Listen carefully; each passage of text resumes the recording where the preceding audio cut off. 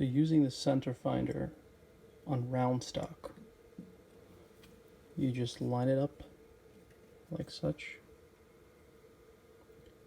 Take one pencil mark here, do a X there,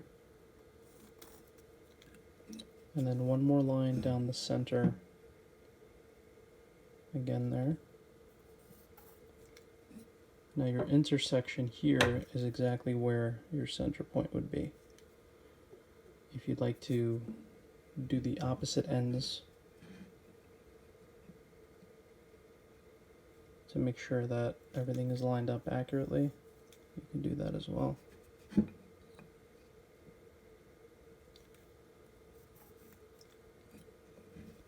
And that way you have an accurate center line. See, that shifted one over the other. So your center line would be in this area in between those two lines. Doing square stock is even easier. Line it up the same way.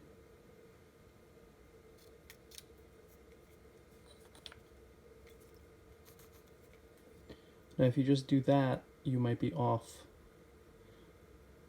center. So you go one more time on every side just in case your stock isn't completely square. And that is your center line. So if you see that, that would be your center.